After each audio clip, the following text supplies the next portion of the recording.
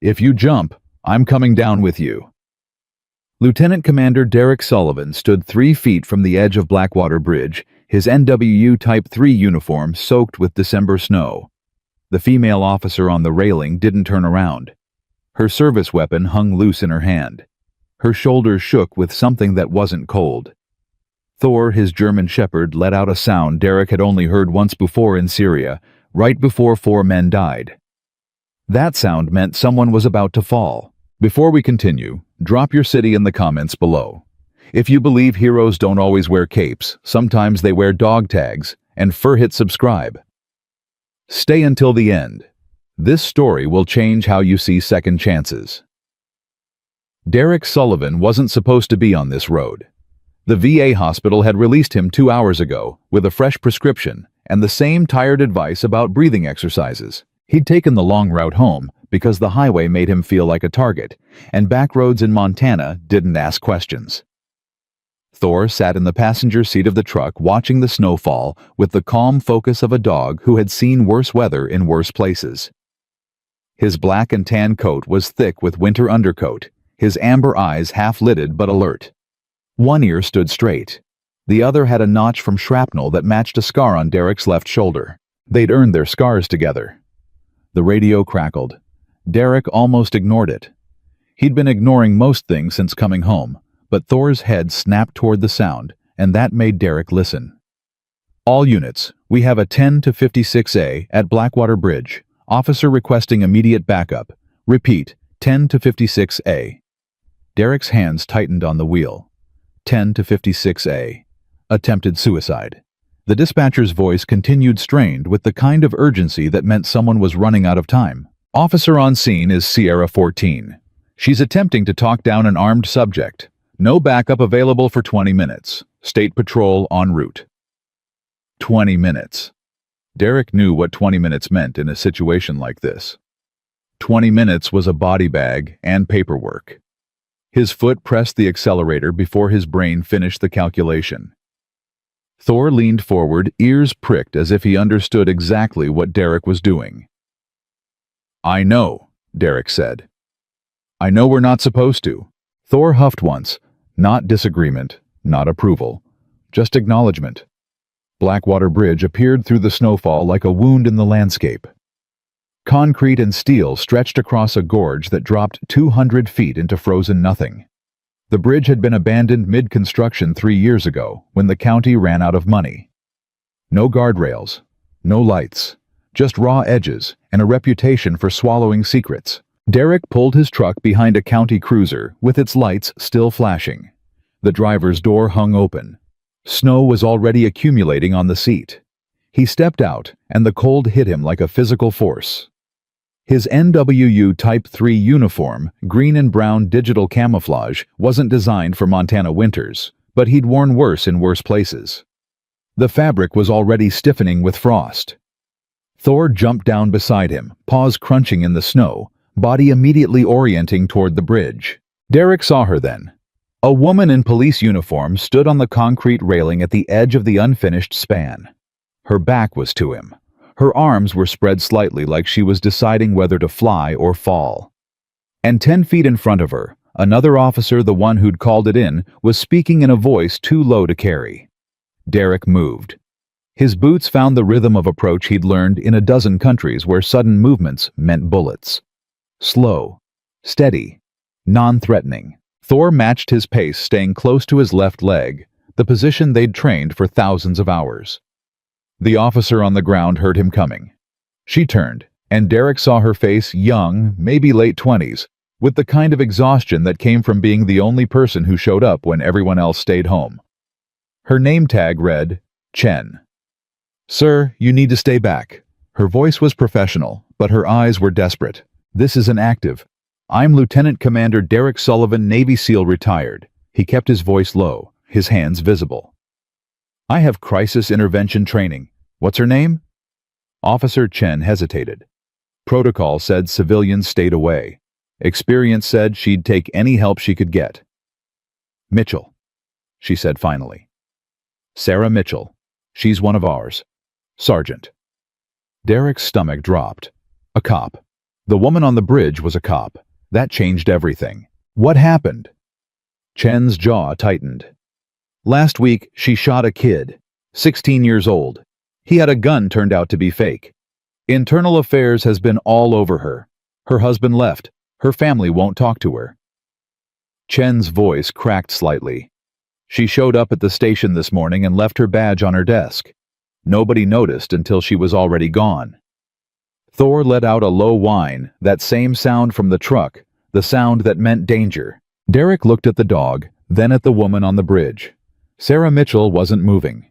She was just standing there staring at the gorge below her service weapon, hanging from her right hand like she'd forgotten she was holding it. Has she said anything? She told me to leave.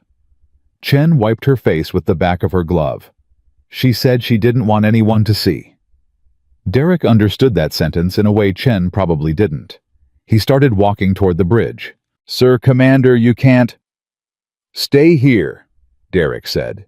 If this goes wrong, you'll need to be the one who explains it.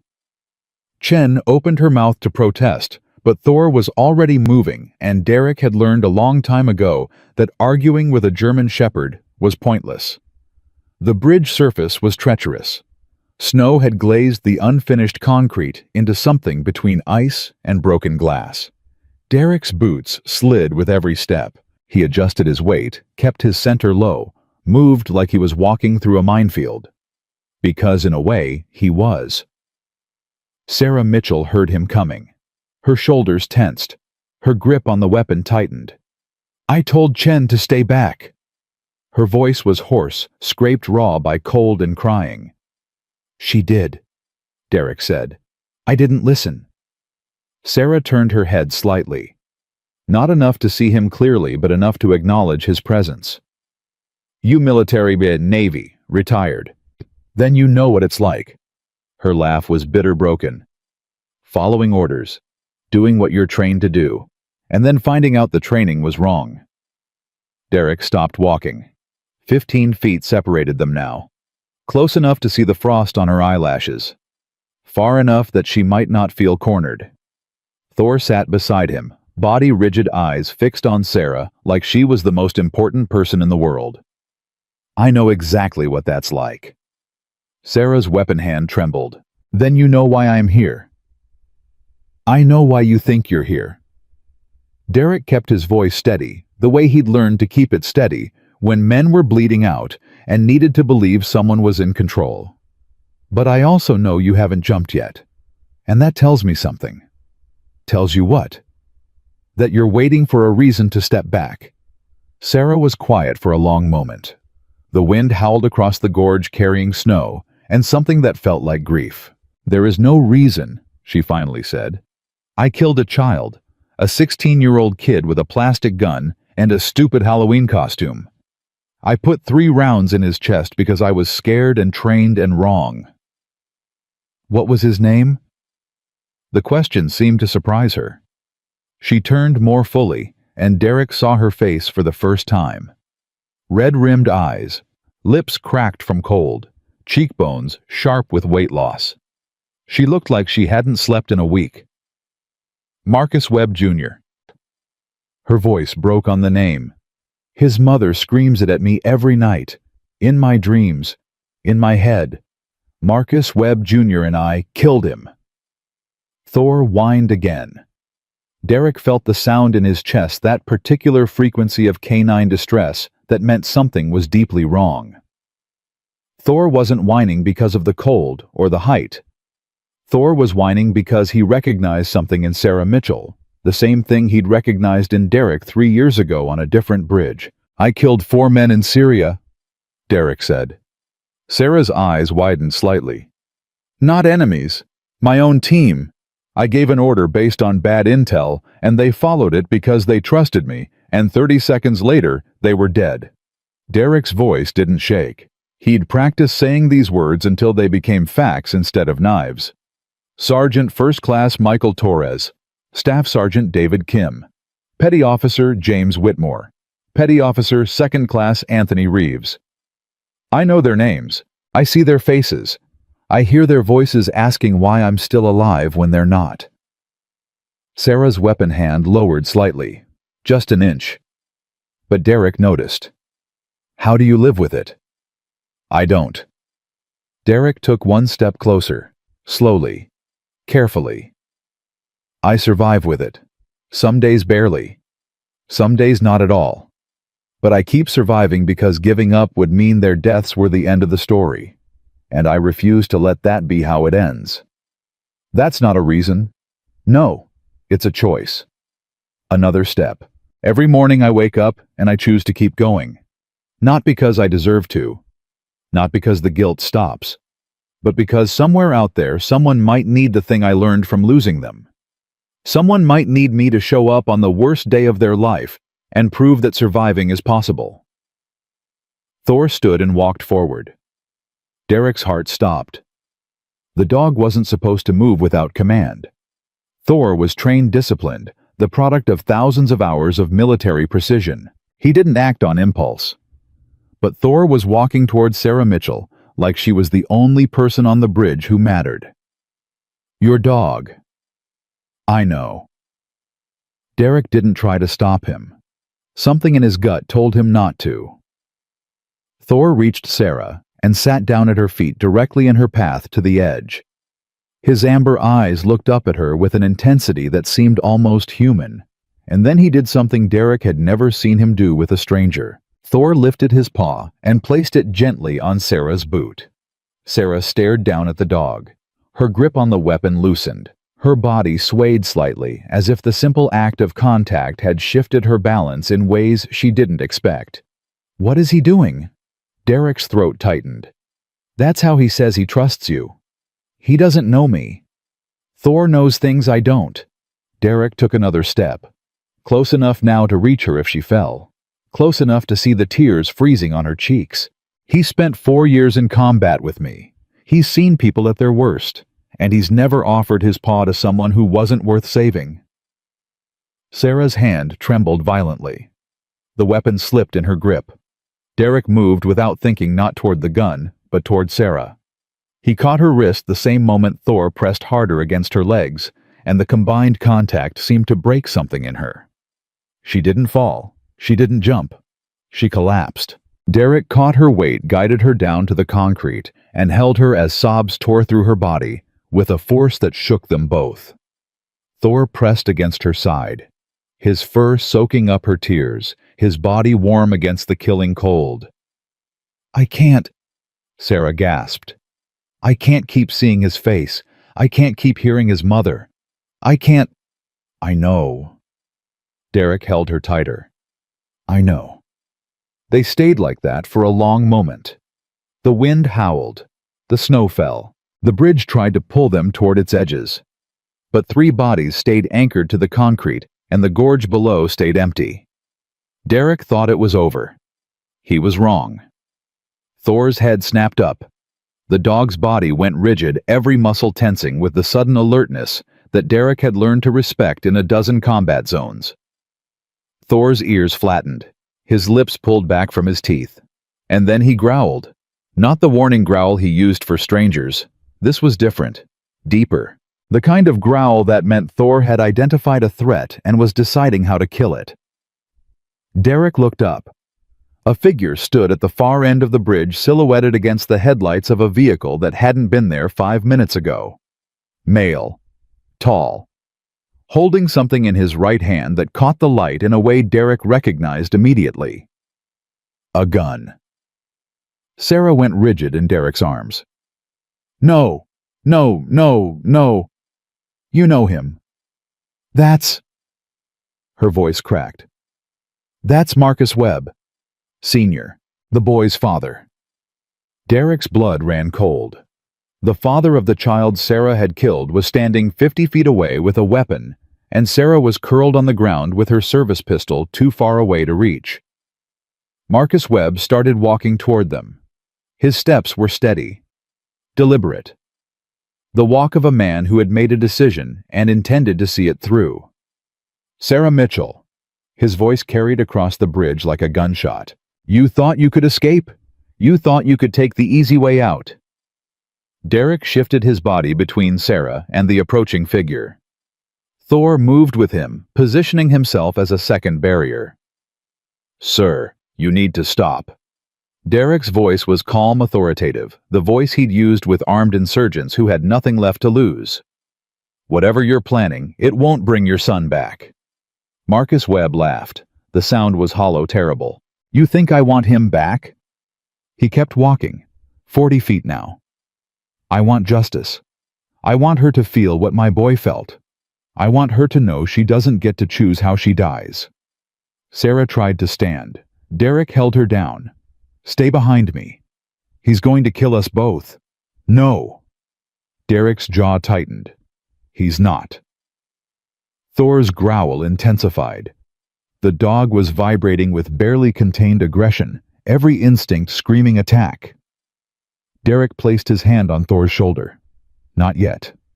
30 feet. Marcus Webb raised the gun. "She shot my son 3 times. 3 times. And now she wants to jump off a bridge like that makes it fair." His voice broke into something between rage and grief.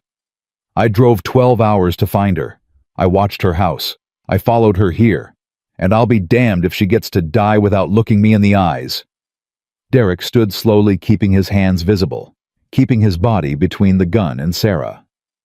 "Mr. Webb, I understand your pain."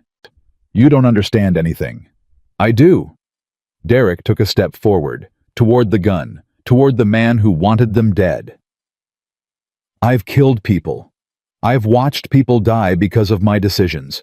And I've wanted someone to blame someone, to punish someone, to make pay for the weight I carry every single day." Marcus Webb's hand trembled. The gun wavered. "But killing her won't make the weight lighter. It'll just add to it. You'll carry her death the way she carries your son's. And it will eat you alive from the inside out." 20 feet. Thor was straining against Derek's hand now, desperate to intercept the threat. "You think I care about what happens to me?" Marcus Webb's eyes were red, swollen. "My boy is dead. My wife left. My life is over. All I want is to see her face when she realizes she doesn't get to escape." "Then look at her." Derek stepped aside. Sarah stood behind him, shaking, tears streaming down her face. "I'm sorry." Her voice was barely a whisper. "I'm so sorry. I see his face every time I close my eyes. I hear him asking why. I would trade my life for his in a heartbeat. I tried to, that's why I came here. Because I don't deserve to live when he's gone." Marcus Webb stopped walking. The gun stayed raised, but his arm was trembling violently now. "You don't get to be sorry." "I know." Sarah's voice cracked. "I know I don't. But I am anyway. I'm sorry I killed your son. I'm sorry I was scared and wrong. I'm sorry he died because of my mistake. And I'm sorry that nothing I say will ever make it right." Silence. The wind howled across the bridge. The snow fell heavier, coating all 3 of them in white. And then Marcus Webb did something Derek didn't expect. He lowered the gun. Not all the way. Not completely. But enough that the immediate threat shifted into something uncertain. He wanted to be a firefighter. Marcus Webb's voice had changed, softened by something that might have been exhaustion or might have been grief finally breaking through rage. "Did you know that he talked about it all the time? Saving people. Being a hero." Sarah's sob was audible. The costume, the gun, it was for a video. His friends were making some stupid movie for school. He was playing the bad guy because he said the bad guy always has the coolest costume. Marcus Webb's jaw trembled. He was a good kid. Stupid sometimes. Reckless. But good. Thor whined. The sound seemed to break something in the air. Marcus Webb looked at the dog, really looked at him, and his face crumpled with something Derek recognized. Recognition. "I had a dog," Marcus Webb said quietly. "When Marcus Jr. was little. German Shepherd just like that one. He loved that dog more than anything." His gun hand dropped completely. "The dog died when Marcus was 12. He cried for a week." Derek saw the opening. He moved forward slowly, carefully, the way he'd approached 1,000 situations where one wrong move meant death. Mr. Webb, I need you to put the gun down. Marcus Webb looked at the weapon in his hand like he'd forgotten he was holding it. I drove 12 hours to kill her. I know. I planned it for a week. I found this bridge. I knew she'd come eventually. Everyone who wants to disappear comes here. I know. Marcus Webb's arm went slack. The gun slipped from his fingers and clattered onto the concrete. Derek reached him in 3 steps. He kicked the weapon away toward Officer Chen, who had materialized at the edge of the bridge with her own service weapon drawn. But Derek didn't cuff Marcus Webb. He didn't tackle him or hold him down. He put his hand on the man's shoulder. Marcus Webb broke. The sound that came out of him was animal terrible. The grief of a father who had lost everything and then lost the only thing he had left, his rage. Sarah stumbled forward. Derek caught her arm, held her back. Not yet. He needs to feel this. If he doesn't feel it now, he'll bury it and it will kill him. Derek's voice was quiet, certain. Trust me. I know. Sarah stared at him. Then at Marcus Webb sobbing on his knees in the snow. Then at Thor, who had positioned himself between them all, watching everything with those amber eyes that seemed to understand more than any dog should. Who are you? Derek didn't answer for a long moment. Then he said, I'm someone who was supposed to die on a bridge 3 years ago, and didn't. Officer Chen reached them. Other sirens were approaching now, the cavalry finally arriving 20 minutes too late to prevent anything. But they weren't too late for what happened next. Sarah Mitchell looked at Derek Sullivan, then at the German shepherd, who had placed his paw on her boot and refused to let her fall. Your dog saved my life. No. Derek shook his head slowly. He gave you a reason to save yourself. There's a difference. Thor looked up at them both. And if dogs could smile, Derek would have sworn he saw one. The bridge had tried to swallow 3 lives tonight. It had failed. But somewhere in the darkness beyond the headlights in the trees that surrounded the abandoned construction site, someone was watching. Someone who had followed Marcus Webb here. Someone who had their own plans for what should happen on this bridge. And they weren't finished yet. Thor's ears flattened again. His growl returned. And Derek Sullivan realized that the night was far from over.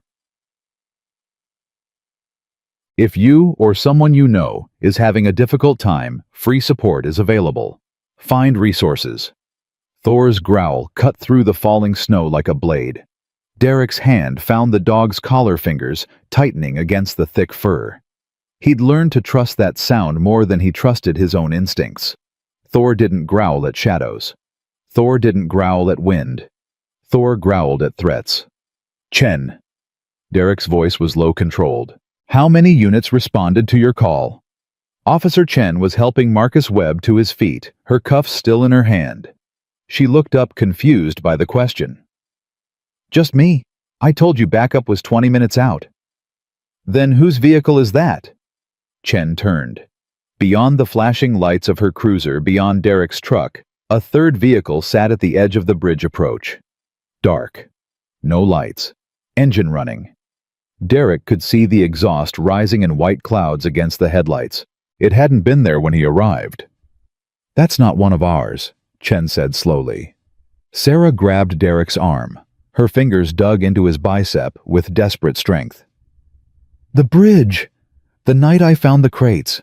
There was a vehicle just like that.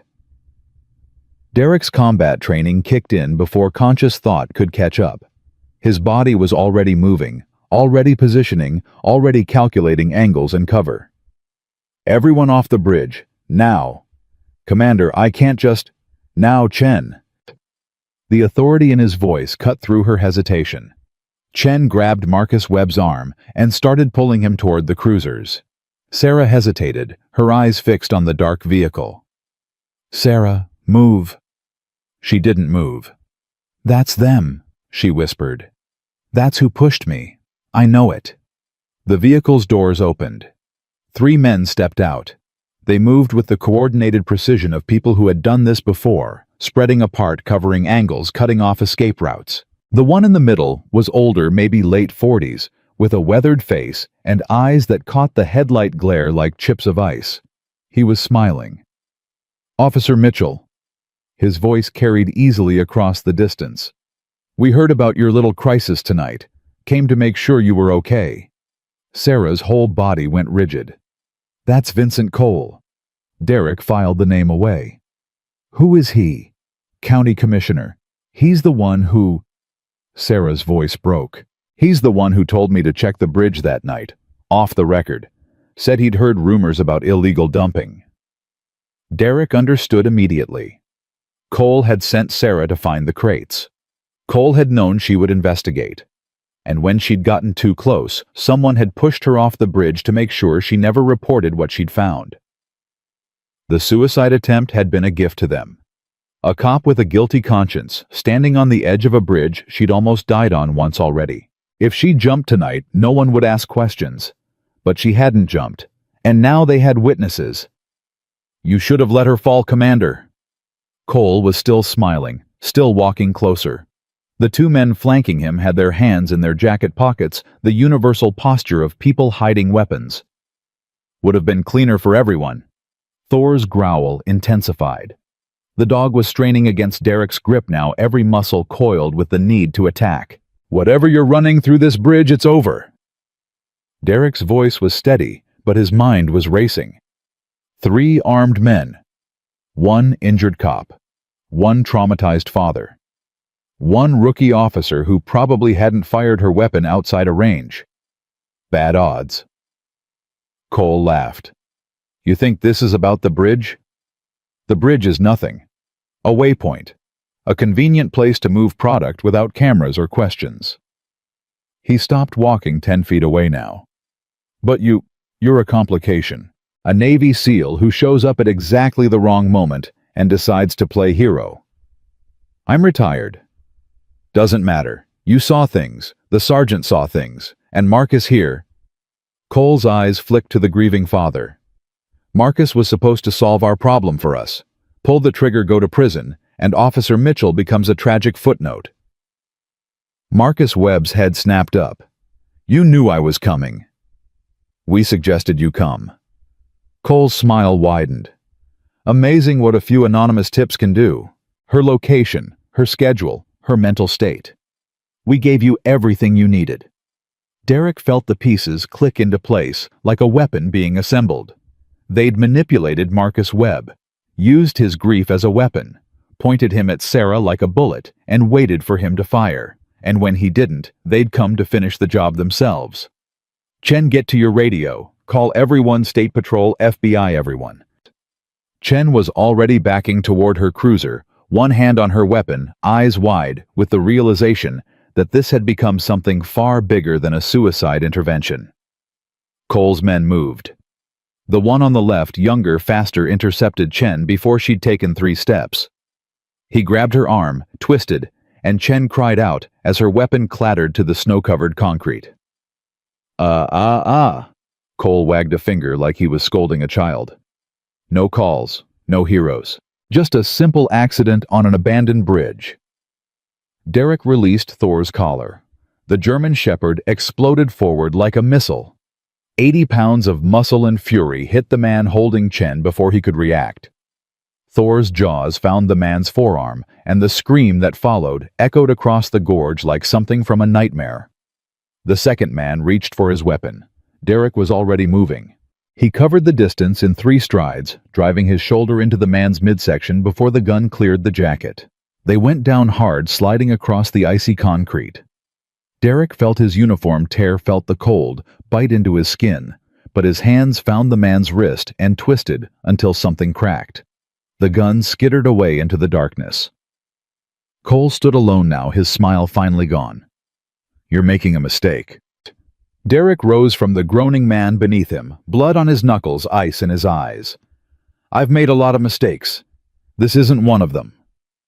Thor had released the first man. Chen had recovered her weapon and was screaming commands at him to stay down. But the dog was already turning, already searching for the next threat. Cole's hand moved toward his coat. "Don't." Sarah's voice came from behind Derek, and there was something different in it now. Something hard. Something certain. She had recovered her service weapon. It was pointed directly at Cole's chest. "Sergeant Mitchell?" Cole's voice was smooth, patronizing. "Think about what you're doing. You're unstable. Everyone knows it. Who's going to believe a suicidal cop over a county commissioner?" "I don't need them to believe me." Sarah's hands were steady now, steadier than Derek had seen them all night. "I just need them to investigate. And once they start looking at that bridge, at those crates, at the shipping manifests, you thought nobody would check, they'll find everything." Cole's mask cracked. Just for a moment. Just long enough for Derek to see the predator underneath. "You don't know what you're playing with." "I know exactly what I'm playing with." Sarah took a step closer, her weapon never wavering. "I spent the last week wishing I was dead. Do you think I'm scared of you?" Sirens. Distant but approaching. Chen's earlier call must have gotten through before the situation escalated. Cole heard them too. His jaw tightened. His eyes flicked toward the dark vehicle calculating escape routes. Derek moved to cut him off. "It's over, Cole. You've got maybe 3 minutes before this bridge is swarming with cops." "Then I've got 3 minutes." Cole's hand came out of his jacket. Not with a gun, with a phone. He pressed a single button. "What did you just do?" Sarah demanded. Cole's smile returned colder now, more desperate. "Insurance." The sound came from underneath the bridge. A low rumble, a groan of metal, the kind of sound that old structures make when something fundamental shifts. Derek felt the concrete tremble beneath his boots. "He wired the bridge," Derek breathed. "Chen, get everyone off. Now." Chen didn't hesitate. She grabbed the man Thor had downed and started dragging him towards solid ground. Sarah seized Marcus Webb's arm. The man was still dazed, still processing the manipulation that had nearly destroyed him, and pulled. Derek turned to run. Thor didn't follow. The dog was standing rigid, staring at the point where Cole had been standing. Because Cole wasn't running toward the vehicle. He was running toward the middle of the bridge. Toward the edge. Toward the gorge. "He's going to jump!" Sarah shouted. Derek's legs were moving before he finished processing the words. Cole was 20 feet ahead, approaching the raw edge where the guardrails had never been installed, where the concrete simply stopped, and the void began. Thor reached him first. The German shepherd launched himself at Cole's legs, teeth finding fabric and flesh weight, dragging the man down 3 feet from the edge. They rolled Cole screaming. Thor snarling the bridge, shaking beneath them as whatever Cole had planted ticked toward detonation. Derek arrived a second later. He grabbed Cole's collar and hauled him back from the edge, ignoring the man's thrashing, ignoring Thor's continued assault on his legs. "The charges. How do I stop them?" Cole laughed, the high, desperate laugh of a man who had lost everything and didn't care anymore. "You don't. You've got maybe 90 seconds. Not enough time to get everyone clear." Derek looked back. Chen was still on the bridge, struggling with her prisoner. Sarah had gotten Marcus Webb almost to solid ground, but almost wasn't good enough. 90 seconds. "Thor, release." The dog obeyed instantly, backing away from Cole with blood on his muzzle and fire in his eyes. Derek grabbed Cole by the throat. "Where are the charges?" "Does it matter?" Cole was still laughing. "You can't save everyone. You couldn't save your team in Syria. You can't save them now." The words hit Derek like a physical blow. For one terrible second, he was back in that moment. The dust, the screams, the silence that followed. 4 men who had trusted him. 4 men who had followed his orders. 4 men whose faces he saw every time he closed his eyes. Then Thor barked. One sharp sound, not aggressive, urgent. The dog was staring at the base of the bridge support where the concrete met the steel framework, where a small red light was blinking in the darkness. Derek released Cole and ran. His boots slipped on the ice. His lungs burned with cold. His mind calculated distances and times with the precision of someone who had spent half his life measuring the space between life and death. He reached the support structure. The explosive was crude commercial grade, probably stolen from a construction site wired with a simple timer. The red display showed 43 seconds, 42, 41.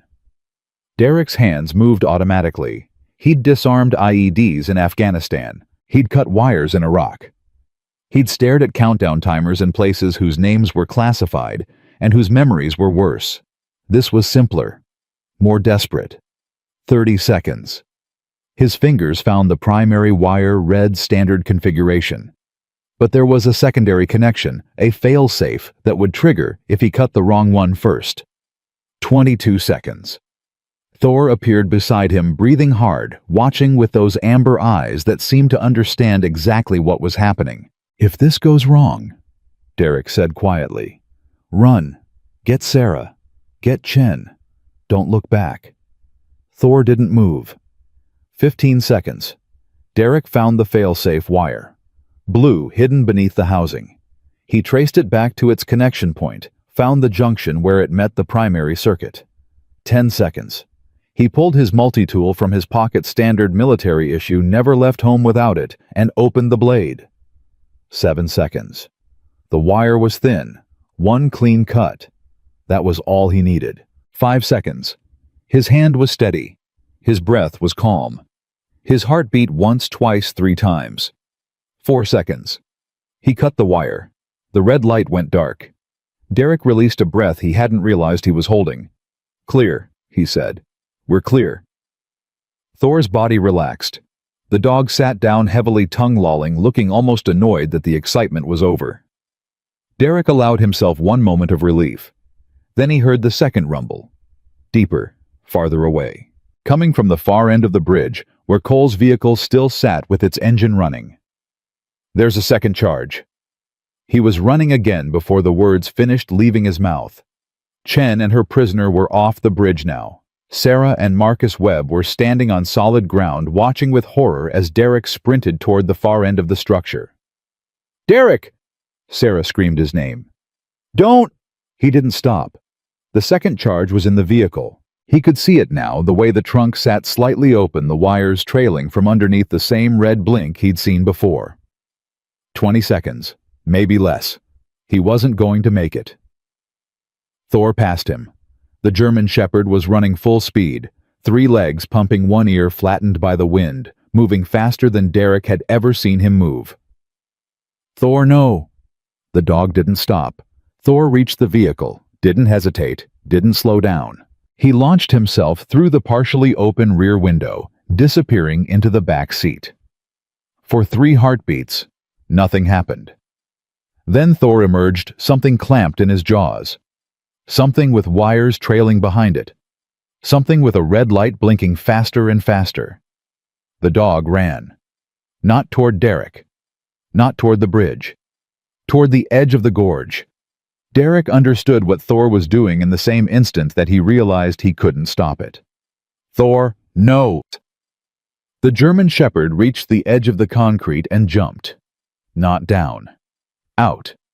Over the void toward the far slope where scrub brush and snow-covered rocks offered a landing that wasn't a 200-foot drop.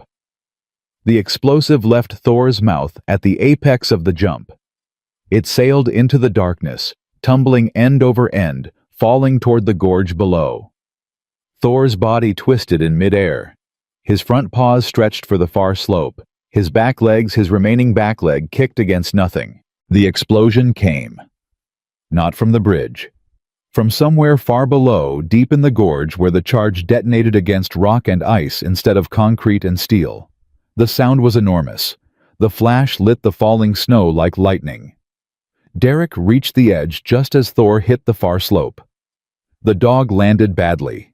Derek saw it, the way Thor's body crumpled, the way he rolled down the incline, the way he came to rest against a boulder 10 feet below the bridge level.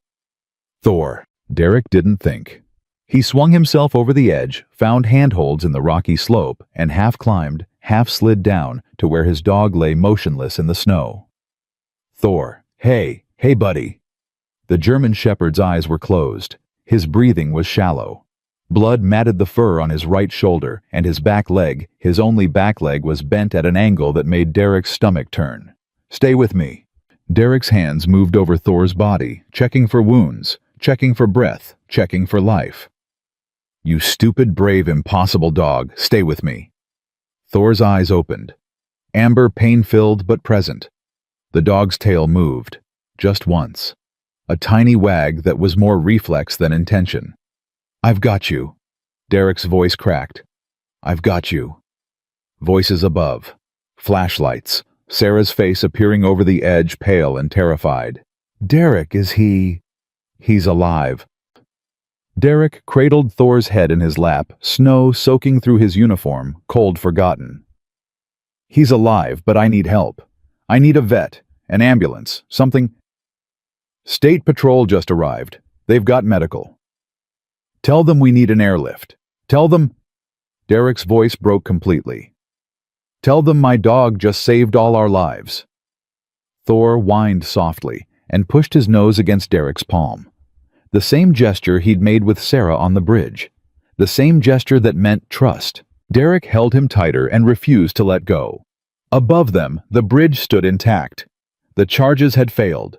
Cole was in custody, bleeding and broken. The network of corruption that had nearly killed Sarah Mitchell, that had manipulated a grieving father into becoming a weapon, was about to collapse under the weight of its own desperation. But all Derek could see was his dog. All he could feel was the slow, steady heartbeat beneath his fingers. All he could think was, "Please, please don't take him too." The helicopter arrived 12 minutes later. They loaded Thor onto a stretcher, and Derek climbed in beside him, refusing to let go of the dog's paw. Sarah watched from the ground, Marcus Webb standing shell-shocked beside her. Chen talking rapidly into her radio. As the helicopter lifted off, Derek looked down at the bridge one last time. It had tried to take so many lives tonight. It had failed. But the cost was still being counted. Thor's eyes fluttered closed. Derek leaned down and whispered into the dog's ear, "You hold on, buddy. That's an order. You hold on." Thor's tail moved again. The helicopter banked toward the city carrying a wounded dog and a broken man toward a hospital that might or might not be able to save what mattered most. And on the bridge below, Sarah Mitchell stood in the falling snow and watched them go. Her hand pressed to her chest, her heart beating with a rhythm she'd almost silenced forever. She was alive. Because a stranger had refused to walk away. Because a dog had offered his paw to someone he'd never met. Because sometimes, just sometimes, the universe sent exactly what you needed at exactly the moment you needed it most. The sirens wailed, the snow kept falling, and somewhere in the darkness, Sarah Mitchell made a decision. She was going to survive this. Not just the bridge, not just the investigation, not just the weight of a boy's death on her conscience. All of it. Because if a three-legged dog could jump into a void to save strangers, she could find the strength to keep breathing. She owed him that much. She owed all of them that much. The bridge had tried to end her story tonight. Instead, it had given her a new one. The helicopter touched down at St. Mary's Veterinary Trauma Center at 11:47 p.m. Derek hadn't let go of Thor's paw the entire flight. His fingers were numb from cold and pressure, but he couldn't make himself release the connection. As long as he held on, Thor was still here, still breathing, still fighting. The trauma team met them on the helipad. 3 veterinarians, 2 technicians, a surgical nurse who moved with the efficiency of someone who had done this 100 times before. They transferred Thor to a gurney, and Derek followed his boots, leaving bloody prints on the sterile floor. "Sir, you need to wait outside." Derek didn't stop walking. "Sir, I'm not leaving him." A hand caught his arm, firm, professional. Derek turned and found himself facing a woman in surgical scrubs, gray hair, pulled back eyes that had seen too much death to be intimidated by a desperate man.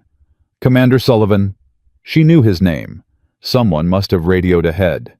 "I understand." "I do, but if you want us to save your dog, you need to let us work." Derek's jaw clenched. His grip on Thor's paw tightened. Thor whined softly and licked Derek's fingers. "He's telling you to go," the surgeon said quietly. Dogs always know. Derek looked down at his partner, at the amber eyes that had guided him through 4 years of combat and 3 years of darkness. At the blood-matted fur and the twisted leg and the steady, stubborn heartbeat that refused to quit. "You fight?" Derek whispered. "That's an order." Thor's tail moved once. Derek let go. The surgical doors swung closed, and Derek was alone in a hallway that smelled like antiseptic and fear. His legs gave out without warning. He slid down the wall until he was sitting on the cold floor, his NWU uniform torn and blood-stained, his hands shaking in ways they hadn't shaken since Syria. That's where Sarah found him 40 minutes later. She appeared at the end of the hallway, still in her police uniform, her face pale and exhausted. She walked toward him slowly, like she wasn't sure if she was welcome. "Chen told me where they took him." Derek didn't look up. "Shouldn't you be at the station, giving statements?" "I was." Sarah lowered herself to the floor beside him, her back against the wall, her shoulder almost touching his. "They'll have more questions tomorrow, but right now I needed to be here." "Why?" Sarah was quiet for a moment. Then she said, "Because that dog saved my life, and because the man who owns him saved it first." Derek finally looked at her. She had dark circles under her eyes and blood on her collar, not hers, probably Cole's, and a look that Derek recognized from every mirror he'd faced since coming home from war. The look of someone who had survived something they weren't sure they deserved to survive. "I didn't save you," Derek said. "You were already saving yourself. You just needed someone to remind you." "Is that what you tell yourself about Syria?" The question hit like a bullet. Derek's whole body went rigid. His hands clenched into fists against his thighs. "Chen told me," Sarah said quickly. "She ran your name after we gave our statements. Wanted to know who you were, why you showed up on that bridge." "And what did she find?" "Silver Star, Purple Heart, medical discharge after a classified mission that went wrong." Sarah's voice was soft, careful. 4 men dead. 1 survivor. And a German shepherd who dragged that survivor out of a collapsed building while insurgents were still shooting. Derek closed his eyes. "Thor lost his leg that day," he said. "Shrapnel. They wanted to put him down, said he couldn't work anymore, said he was a liability." His voice cracked slightly. "I fought for 6 months to adopt him. Called every congressman I could find. Wrote letters until my hand cramped." "Why?" Derek opened his eyes and stared at the surgical doors. "Because he saved my life when I was trying to end it. Because he was the only one who didn't look at me like I was broken. Because when everyone else saw a wounded soldier, Thor just saw his handler." Derek's throat tightened. "He's the only reason I'm still here, Sarah. The only reason." Sarah reached over and placed her hand on his. Her fingers were cold. Her grip was uncertain, but the contact was real. "Then we wait together," she said. "However long it takes." They sat in silence for an hour. The surgical doors didn't open. No one came to give updates. The clock on the wall ticked away seconds that felt like years. At 1:15 a.m., footsteps echoed in the hallway. Derek looked up expecting a nurse or a doctor. He found Marcus Webb instead. The grieving father stood 20 feet away, his hands in his pockets, his face a mask of exhaustion and something that looked like shame. He was wearing the same clothes from the bridge jeans and a heavy jacket, but someone had cleaned the blood from his face and bandaged the cuts on his hands. Sarah tensed beside Derek. Her hand moved toward her hip, where her service weapon would have been if she hadn't surrendered it as evidence. "I'm not here to hurt anyone." Marcus's voice was rough, hollowed out. I needed to see." "See what?" Derek asked. Marcus walked closer. His steps were slow, hesitant, like he was approaching something fragile. "The dog." He stopped a few feet away and looked at the surgical doors. "Is he going to make it?" Derek's jaw tightened. "I don't know." Marcus nodded slowly. He lowered himself to the floor across the hallway from them, his back against the opposite wall, his eyes fixed on the same doors. "I was going to kill you both," he said. I had a plan. I'd been thinking about it for days. How I'd do it, what I'd say, how it would feel to finally make someone pay for what happened to my son. Sarah's hand found Derek's again. Her grip tightened. But then that dog. Marcus's voice broke. That dog stepped in front of you like you were his whole world, like protecting you was the only thing that mattered. And I thought about my son, about how much he loved our dog when he was little, about how he cried for a week when Max died. Tears streamed down Marcus's face. He didn't wipe them away. Marcus Jr. would have loved Thor. He would have been down on the floor rubbing his belly talking to him like he was a person. A sob escaped Marcus's chest. And I was about to shoot the kind of dog my son would have died to protect. Derek felt something shift in his chest, something that had been locked tight since Syria. "Your son made a mistake," he said quietly. "He was 16. He made a stupid decision with a fake gun and a Halloween costume.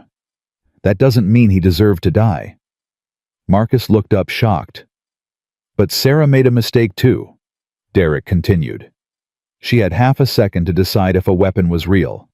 Half a second to choose between her life and a stranger's.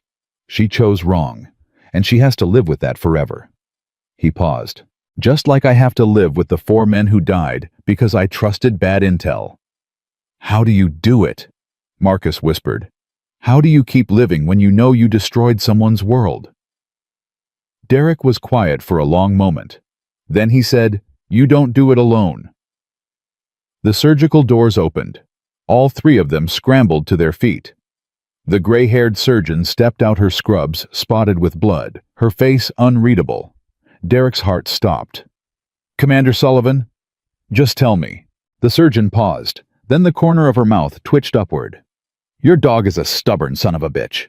Derek's knees nearly buckled. "He's alive." "He's alive. We had to amputate what was left of his back leg. There was too much damage to save it.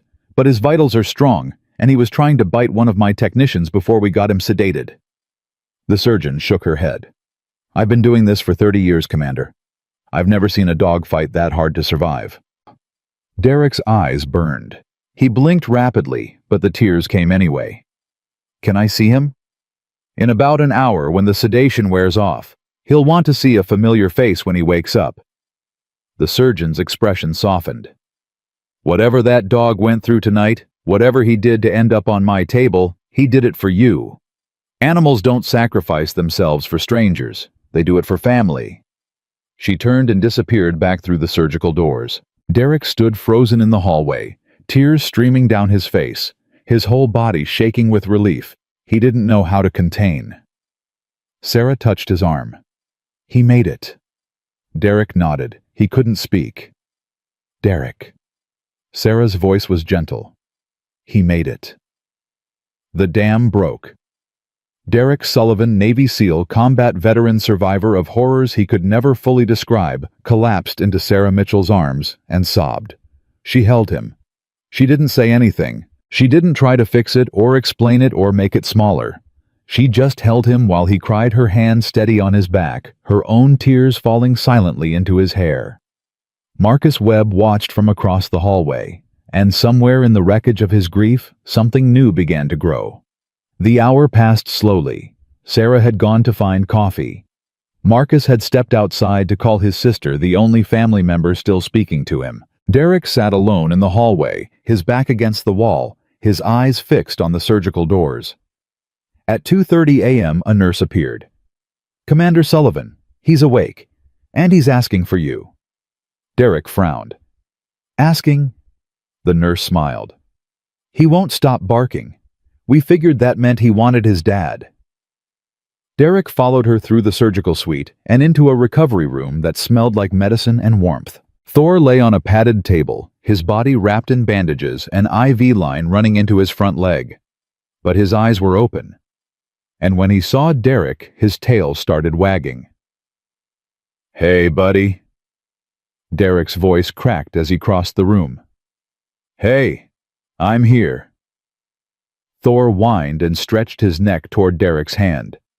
His nose was cold and wet against Derek's palm. You scared the hell out of me. Derek leaned down and pressed his forehead against Thor's. You crazy, brave, stupid dog. You scared the hell out of me. Thor licked his face. Derek laughed a broken wet sound that was half joy and half relief. He ran his hands over Thor's fur, carefully avoiding the bandages, feeling the steady heartbeat beneath his fingers. The vet says you're going to be okay. No more back legs, but that's fine. We'll figure it out. We'll get you a wheelchair or a cart or whatever you need. Derek's voice dropped to a whisper. I'm not losing you. You hear me? I'm not losing you. Thor's tail wagged harder. The nurse cleared her throat from the doorway. He should rest, Commander. But you can stay with him if you want. I want. Derek pulled a chair next to the table and sat down, his hand resting on Thor's shoulder. The dog's eyes drifted closed, but his tail kept moving a slow, steady rhythm that matched Derek's heartbeat. Sarah appeared in the doorway a few minutes later. Room for one more. Derek nodded toward an empty chair. Sarah settled into it, her hands wrapped around a paper cup of coffee that had gone cold. Chen called, she said. Cole is talking, trying to cut a deal. Will it work? Probably not. The FBI is involved now. Apparently those crates I found were part of a weapons trafficking operation that's been running for 3 years. Cole was just the local connection. There are bigger fish up the chain. Sarah took a sip of cold coffee and grimaced. They're going to want my testimony. And yours. Derek stroked Thor's fur. We'll give it. Derek! Sarah's voice changed. Softer, more uncertain. What happens after? He looked at her. After the testimony. After the investigation. After all of this. Sarah set down her coffee cup and stared at her hands. I still killed that boy. I still have to face internal affairs. I still have to live with what I did. I know. So what do I do? Derek was quiet for a long moment. Thor's breathing had steadied into sleep, his body warm beneath Derek's hand. You wake up tomorrow, Derek said finally, and you decide to keep going. Not because you deserve to. Not because the guilt stops, but because somewhere out there, someone might need the thing you learned from this. What did I learn? That the worst moment of your life doesn't have to be the last moment. That you can carry weight without being crushed by it. That asking for help isn't weakness, it's survival. Derek's eyes met hers. And that sometimes on the worst night of your life, a stranger and a dog show up on a bridge and remind you that you're not alone. Sarah's eyes filled with tears. I don't know how to thank you. Don't thank me. Derek nodded toward Thor. Thank him. He's the one who walked up to you and offered his paw. Sarah laughed a wet, broken sound. He's a good dog. He's the best dog. Thor's ear twitched in his sleep as if he'd heard and agreed. The door opened again. Marcus Webb stood in the doorway looking uncertain. The nurse said I could come in. Is that okay? Derek and Sarah exchanged a glance. Then Derek nodded. Marcus walked slowly into the room, his eyes fixed on Thor. He stopped a few feet from the table, hands in his pockets, shoulders hunched. I wanted to apologize. His voice was barely above a whisper. To both of you. And to him. You don't have to... Sarah started. Yes, I do. Marcus looked at her, and his eyes were clear for the first time all night. I came to that bridge to murder you. I had a gun. I had a plan. I was ready to watch you die and feel nothing but satisfaction. Sarah flinched. But then I saw you. Marcus's voice cracked. I saw you standing on that railing ready to jump, and all I could think was, she's doing my job for me. She's saving me the trouble. He wiped his face with his sleeve. And I felt sick, because I realized that's not what I wanted. Not really. What did you want? Derek asked. Marcus was quiet for a long moment. I wanted my son back, he finally said. I wanted someone to tell me it wasn't real. That Marcus Jr. was still alive, still talking about being a firefighter, still making stupid videos with his friends. His voice broke completely. I wanted a world where none of this ever happened. Thor stirred in his sleep. The dog's eyes opened slowly, groggily. He looked at Marcus, really looked at him, and made a soft sound that wasn't quite a whine and wasn't quite a greeting. "Can I?" Marcus gestured toward Thor. Derek nodded. Marcus moved closer. Slowly, carefully, he reached out and touched Thor's head. His fingers trembled against the dog's fur. Thor's tail moved. "He's not afraid of me," Marcus whispered. "Dogs don't hold grudges," Derek said. "They judge you by what you do not, what you almost did." Marcus stroked Thor's ear. Tears streamed down his face. "I'm sorry," he said to the dog. "I'm sorry I almost destroyed something so good. I'm sorry I let my grief turn me into something my son would have been ashamed of." Thor lifted his head and licked Marcus's hand. The gesture was simple, instinctive. A dog's way of saying it's okay. Marcus broke. He sank to his knees beside the table and wept deep, heaving sobs that seemed to pull from somewhere far below the surface. All the rage, all the grief, all the terrible purpose that had driven him to that bridge, it poured out of him like poison from a wound. Derek stood. He walked around the table and placed his hand on Marcus's shoulder. He didn't say anything. He just stood there, offering the same silent presence that Thor had offered Sarah, that Sarah had offered Derek, that one broken human being could offer another. After a long time, Marcus's sobs subsided. He looked up at Derek with red-rimmed eyes. "How do I live with this?" Derek thought about the question. He thought about Syria. He thought about the 4 men he'd lost. He thought about the bridge he'd stood on 3 years ago, ready to follow them into the dark. "You start with tomorrow," he said. "Just tomorrow. Don't worry about next week or next month or next year. Just get through tomorrow. And then you do it again, and again. And eventually you realize that you've strung together enough tomorrows to make a life." Derek's voice was steady now, certain. "It won't be the life you planned. It won't be easy. But it will be yours."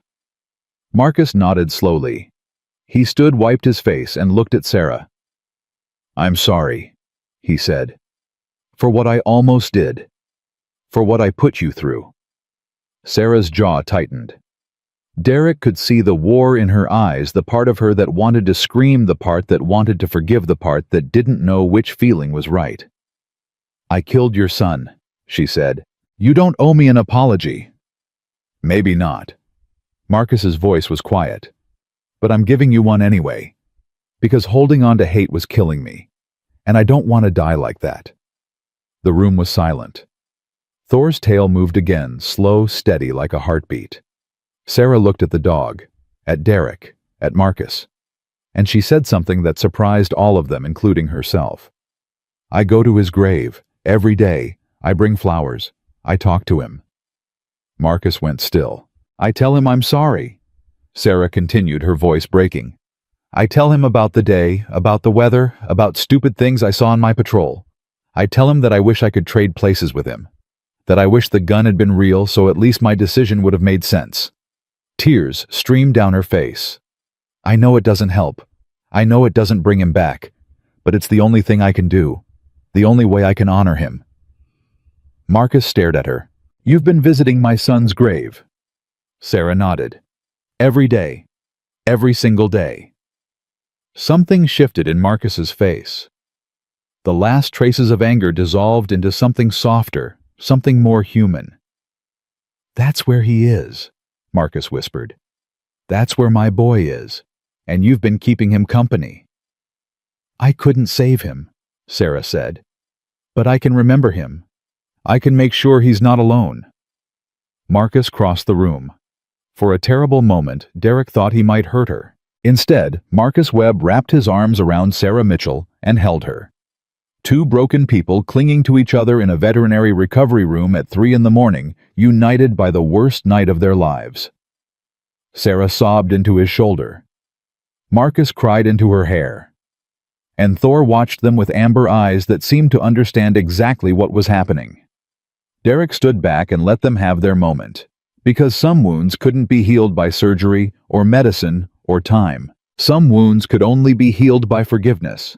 And forgiveness, Derek knew, was the hardest thing a human being could give. But it was also the most powerful. The sun was rising by the time they left the hospital. Thor was stable, resting comfortably, scheduled for a follow-up surgery in 2 days. The veterinary staff had promised to call if anything changed. Derek stood in the parking lot, exhausted beyond words. His uniform ruined his body, aching in places he'd forgotten existed. Sarah stood beside him. Marcus had left an hour ago, headed home to face whatever came next. "What now?" Sarah asked.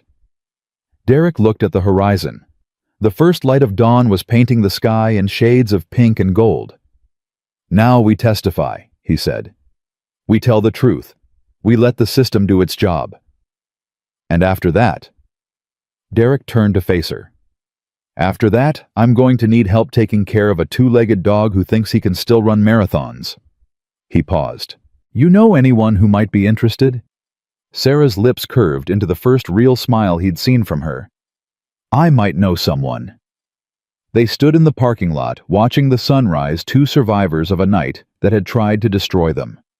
They didn't know what came next. They didn't know if the system would be fair, if Cole would pay, if the wounds they carried would ever fully heal. But they knew one thing. They weren't alone anymore. And sometimes that was enough. 3 months later, Derek Sullivan walked into the federal courthouse with Thor beside him. The dog moved differently now. A custom wheelchair supported his hindquarters, 2 small wheels replacing the legs he'd lost on Blackwater Bridge. But his eyes were the same sharp alert, watching everything with the calm intensity of a warrior who had earned his scars. The hallway was crowded with reporters, cameras, federal agents. They parted as Derek approached, some snapping photos, others shouting questions he ignored. Sarah was waiting outside the courtroom doors. She looked different than she had 3 months ago. The dark circles were gone. Her uniform was pressed, her badge polished. But it was her eyes that had changed the most. They held something that hadn't been there on the bridge. Hope. "You ready?" she asked. Derek looked down at Thor. The dog's tail was wagging. "We're ready." The doors opened, and they walked into the courtroom together. Vincent Cole sat at the defendant's table, his expensive suit a stark contrast to the orange jumpsuit he'd worn for his initial arraignment. His lawyers flanked him like bodyguards, their faces professionally blank. But Cole's eyes followed Derek and Thor as they moved to the witness gallery. Those eyes held something that made Derek's skin crawl. Not fear, not regret. Anticipation. The judge called the proceedings to order. The federal prosecutor, a sharp-eyed woman named Patricia Chen, no relation to Officer Chen from the bridge, stood and faced the jury. "Ladies and gentlemen, over the next several days, you will hear testimony about a criminal enterprise that stretched across 3 states, involved dozens of co-conspirators, and resulted in the attempted murder of a police officer."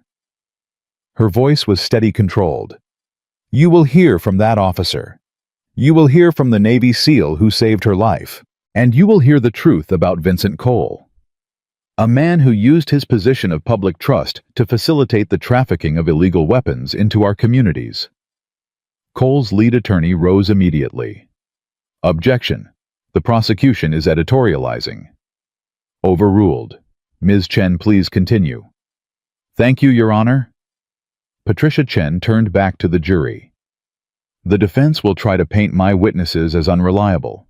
A suicidal cop, a PTSD-afflicted veteran, a grieving father who came to that bridge with a gun." She paused, letting the words sink in. "But I would ask you to remember something: broken people can still tell the truth, and the truth in this case is damning." Derek felt Sarah tense beside him. The first day of testimony focused on the physical evidence.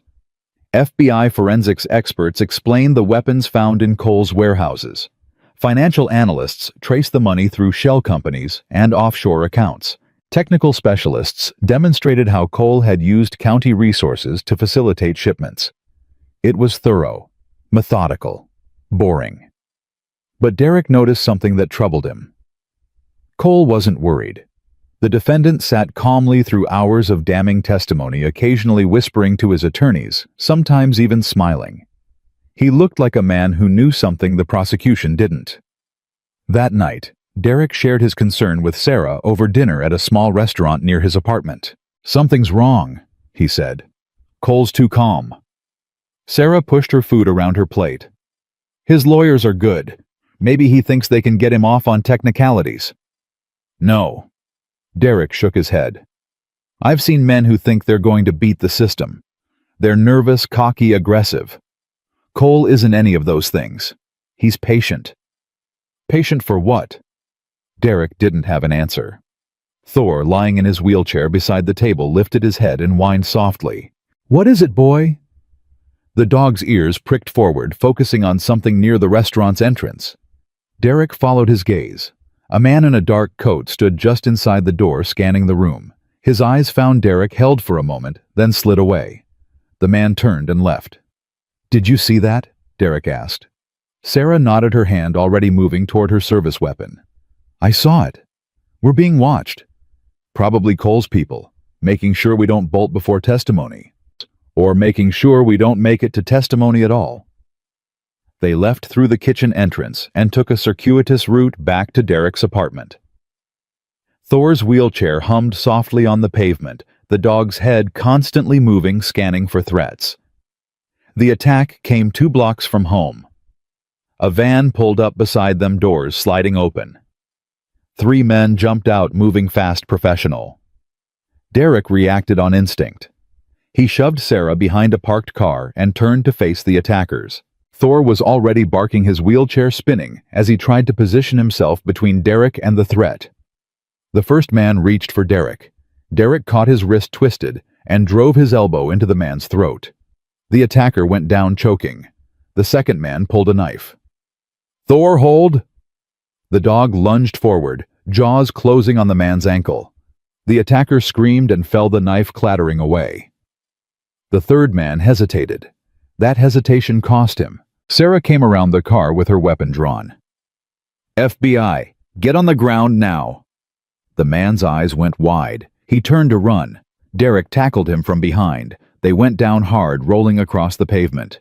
Derek felt something crack the man's ribs, or his own, he couldn't tell. He pinned the attacker face down and wrenched his arms behind his back. "Who sent you?" The man said nothing. Derek increased the pressure. "Who sent you?" "You're dead," the man gasped. "Both of you. You just don't know it yet." Sirens approached. Sarah had called for backup. Within minutes, the 3 attackers were in custody, and Derek was giving his statement to a pair of FBI agents who looked equal parts impressed and concerned. "This changes things," Agent Morrison said. "Cole's reaching out from prison, trying to intimidate witnesses." "Not intimidate," Derek corrected. "Eliminate. Those men weren't here to scare us. They were here to make sure we never testified." Agent Morrison exchanged a glance with his partner. "We can put you in protective custody." "No." Sarah's voice was firm. "We testify tomorrow. If we disappear now, Cole wins. With respect, Sergeant Mitchell, if you're dead, Cole wins anyway." Derek stood. "Then make sure we're not dead. Post guards. Change the route to the courthouse. Do whatever you have to do. But we're testifying." Agent Morrison studied him for a long moment. "You're either very brave or very stupid, Commander."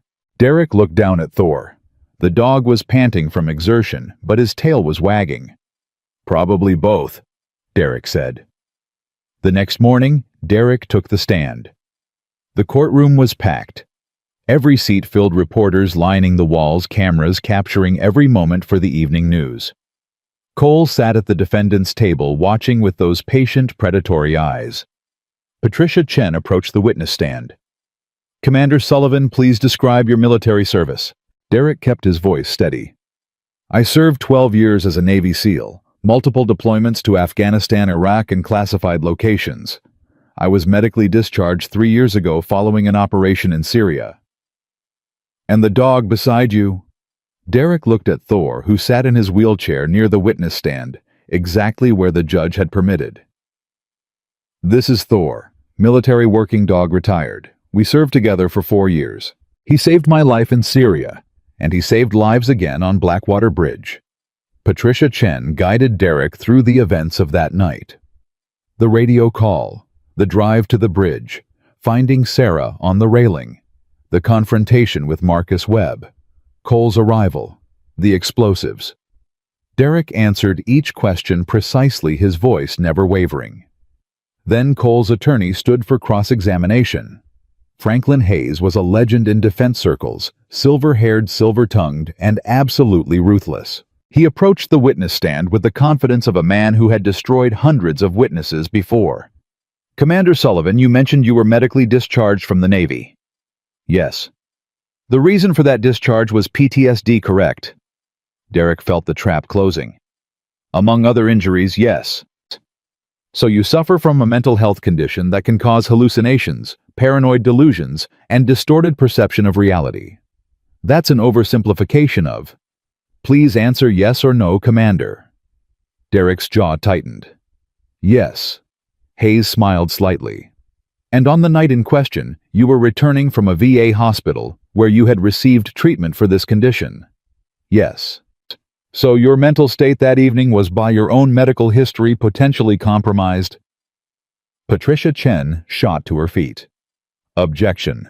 The witness's medical history does not invalidate his testimony." "Your Honor, the prosecution built their case on this witness's credibility. His mental health is directly relevant." The judge considered. "I'll allow it. But tread carefully, Mr. Hayes." Hayes nodded graciously. "Commander Sullivan, isn't it possible that your perception of events on that bridge was colored by your PTSD?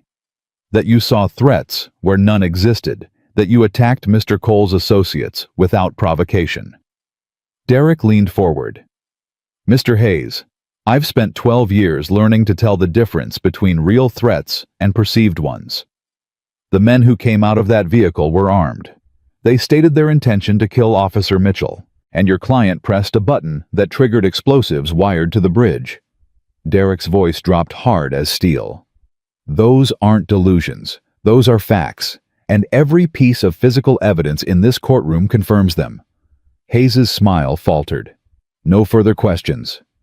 The courtroom broke for lunch. Derek found Sarah in a small conference room, her hands shaking around a cup of coffee. "Hayes is going to do the same thing to me," she said. "He's going to bring up the shooting, my suicide attempt. He's going to make me look unstable." "Sarah, and he's not wrong." Her voice cracked. "I am unstable. I was standing on that bridge ready to jump.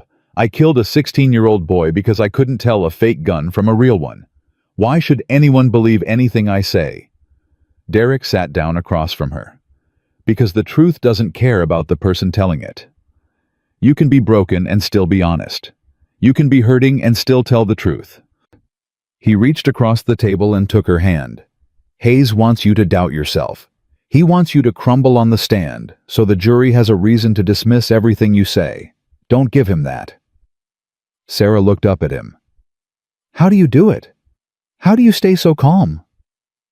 Derek laughed a short, bitter sound. "I'm not calm. I'm terrified. I've been terrified since the moment I saw you on that bridge." He squeezed her hand. "But I learned something in combat. Fear doesn't disqualify you from action. Fear just means you understand the stakes." Sarah took a deep breath. Then another. "Okay," she said. "Okay, I can do this." The afternoon session began with Sarah taking the stand. She looked small in the witness chair, surrounded by dark wood and stern faces. But her voice was clear as she described the night she found the crates, the moment she was pushed off the bridge, the desperate hours of clinging to life. Hayes approached her with the same predatory confidence he'd shown Derek.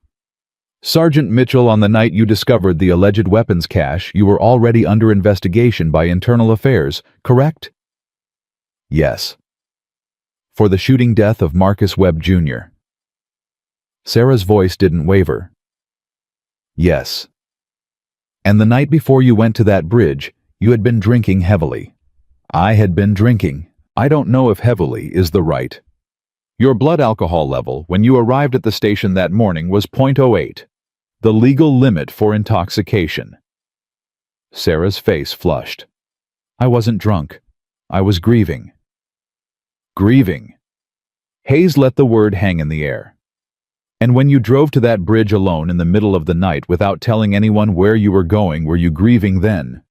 I received a tip. I was following a lead. A tip from my client, which you took without verification, without backup, without following any standard protocol. Hayes spread his hands. Isn't it possible, Sergeant Mitchell, that you weren't investigating a crime at all? That you were a troubled, suicidal officer who drove to a remote location with the intention of ending your own life? Sarah's hands trembled. That's not. And isn't it possible that when my client arrived at that bridge, a county official checking on a construction project, you mistook his presence for something sinister, that in your compromised mental state you saw threats where none existed? He tried to kill me. You were hanging from a bridge, Sergeant. By your own admission, you were there voluntarily. My client didn't push you. You fell while investigating an area you had no authorization to access. Sarah's eyes filled with tears. Derek wanted to stand up to object to do something, but he could only watch as Hayes systematically dismantled her credibility. Sergeant Mitchell, isn't it true that you have a history of impulsive decisions, a history of seeing threats where none exist, a history of violence against innocent people? Sarah flinched like she'd been slapped. No, that's not. You killed Marcus Webb Jr. He had a gun, a fake gun, a toy, and you shot him 3 times in the chest. Hayes's voice dropped to something almost gentle. You killed a child, Sergeant Mitchell, and now you're trying to destroy another man's life based on the same kind of snap judgment that killed that boy. Sarah broke. Tears streamed down her face. Her hands clutched the armrests of the witness chair. She opened her mouth to respond, but no words came out. The courtroom was silent. Hayes smiled slightly and turned away.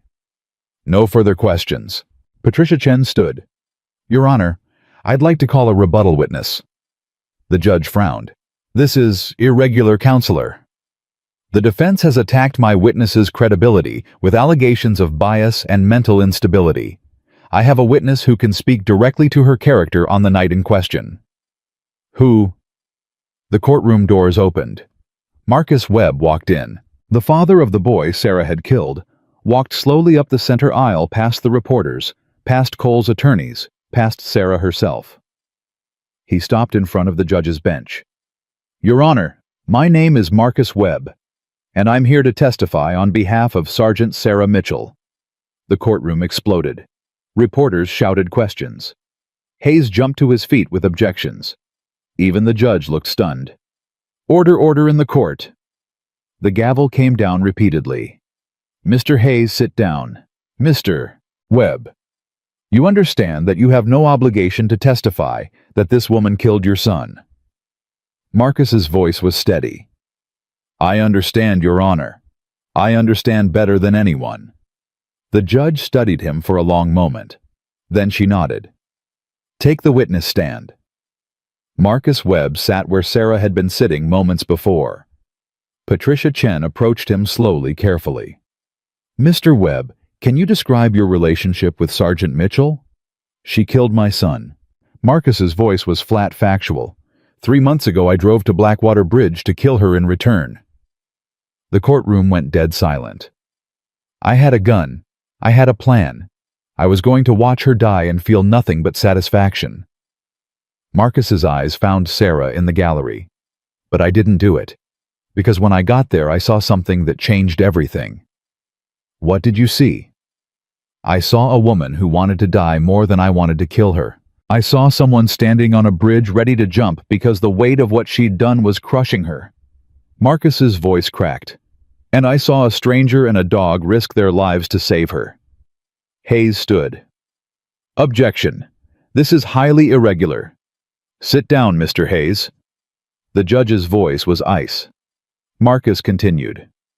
Mr. Hayes wants you to believe that Sarah Mitchell is unstable, that she can't be trusted, that her testimony is colored by trauma and guilt. He leaned forward. But I'm here to tell you that everything she said about that night is true. I was there.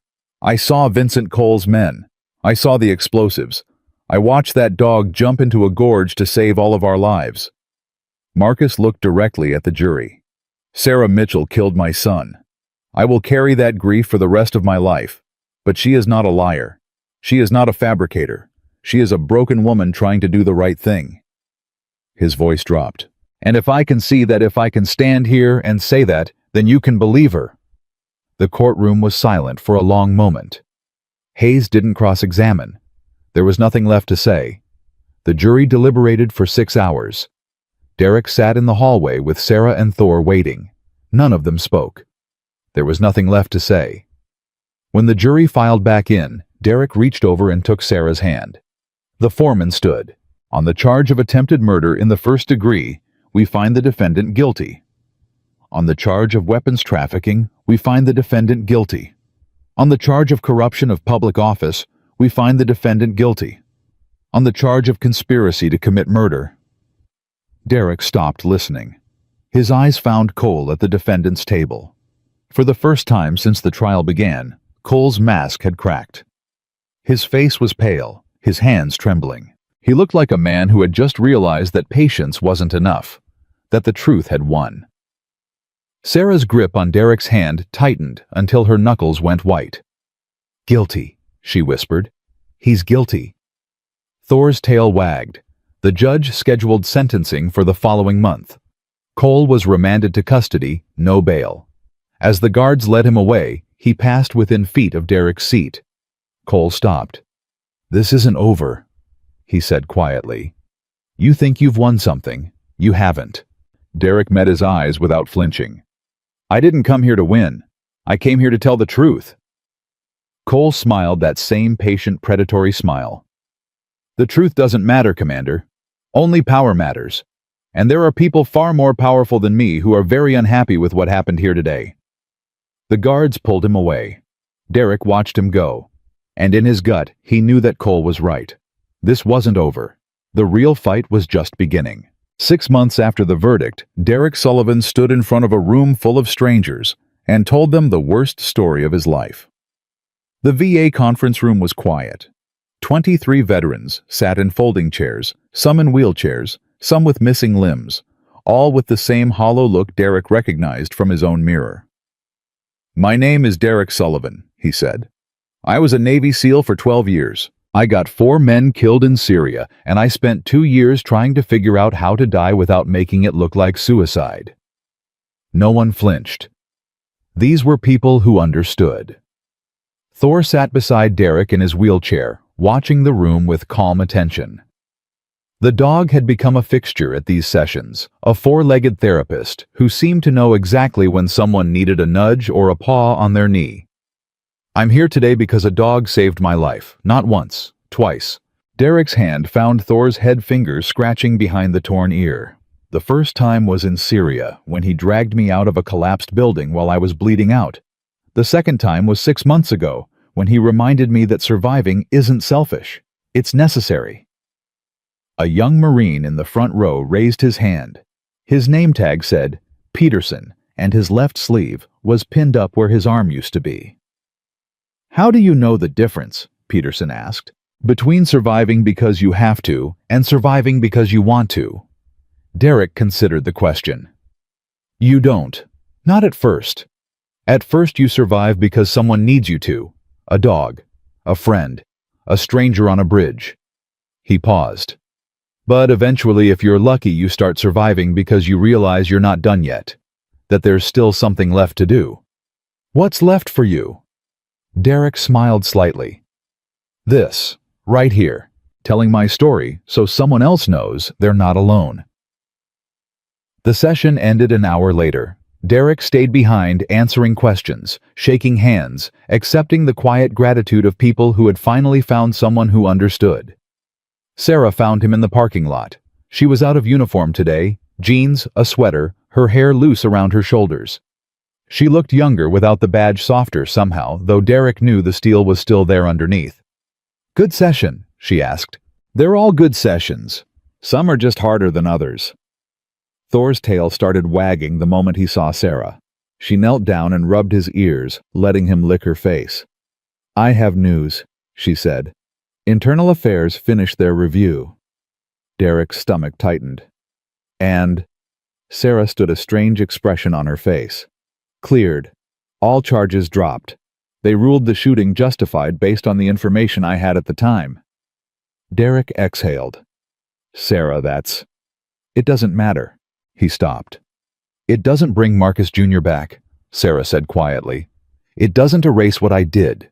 The ruling just means the department won't punish me. It doesn't mean I was right. Derek understood. Absolution from authority wasn't the same as absolution from conscience. What are you going to do? Sarah reached into her pocket and pulled out her badge. She stared at it for a long moment, running her thumb over the familiar weight. I'm going to keep wearing this, she said, because every day I put it on, I remember what it cost. And every day I remember I try to be better than I was. Derek nodded. That's all any of us can do. His phone buzzed. He glanced at the screen and froze. Unknown number, but the message was clear. Blackwater Bridge, 1 hour. Come alone, or everyone learns what really happened in Syria. Sarah saw his expression change. What is it? Derek showed her the message. Her face went pale. It's a trap. Obviously. You're not going. Derek looked at Thor. The dog had stopped wagging his tail. His body was tense alert, reading Derek's stress like a book. I have to. Derek, whatever they have on Syria, I can't let it come out. Not like this. Not through blackmail. Derek's jaw tightened. I'll handle it. We'll handle it, Sarah corrected. I'm coming with you. The message said alone. The message can go to hell.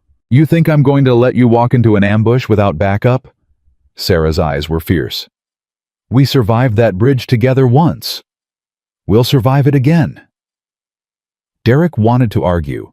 He wanted to protect her, to keep her safe, to face this alone, the way he'd faced everything alone since Syria. But Thor was already moving toward the truck, looking back with an expression that clearly said, we're wasting time. Fine, Derek said, but stay in the car until I signal. Like hell I will. They drove to Blackwater Bridge in silence. The construction had finally been completed. Guardrails installed, concrete finished lights illuminating the span that had nearly claimed so many lives. But in the gathering darkness, the bridge still felt haunted. A single vehicle was parked at the far end. A man stood beside it, silhouetted against the headlights. Derek recognized the posture before he recognized the face. Stay here, he told Sarah. Derek, please. Something in his voice stopped her protest. She nodded once, her hand moving to her service weapon. Derek walked onto the bridge with Thor beside him. The man waiting for him was older than Derek expected. Mid-60s, gray hair cropped short, the weathered face of someone who had spent decades in service. He wore civilian clothes, but his bearing was unmistakably military. Commander Sullivan. The man's voice was gravelly tired. Thank you for coming. Who are you? My name is General Harrison Cole, Vincent's father. Derek's hand moved toward his hip before he remembered he wasn't armed. Relax. Harrison raised his hand slightly. I'm not here to hurt you. I'm here to apologize. Apologize. My son did terrible things. He used the family name, the family connections, to build an empire of corruption and violence. Harrison's voice cracked slightly. I should have seen it, should have stopped it. But I was too proud, too blind, too focused on my own career to notice what he'd become. Derek didn't lower his guard. The message, the threat about Syria. Was that you? Harrison nodded slowly. I needed to get your attention. I needed you to come here to this bridge because this is where it has to end. Where what has to end? Harrison reached into his jacket. Derek tensed, ready to move. But what Harrison pulled out wasn't a weapon. It was a file. This is everything, Harrison said. Every transaction, every contact, every name in my son's network. I spent the last 6 months gathering it, copying it, verifying it. He held out the file. The FBI doesn't have half of this. The weapons trafficking was just the surface. There are senators involved, Commander, Pentagon officials. People who will never see a courtroom unless someone forces the issue. Derek stared at the file. Why give this to me? Because you're the only one who can't be bought. The only one who's already lost everything and kept fighting anyway.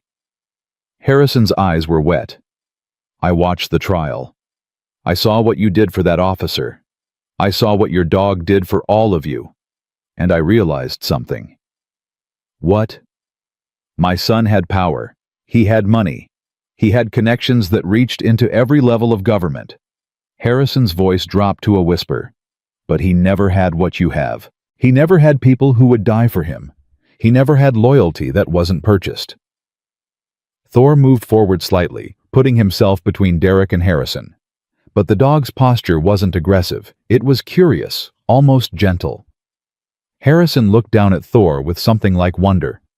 He's remarkable, he said. Even now, after everything he's protecting you. That's what he does. That's what love does. Harrison held out the file again. Take it. Use it.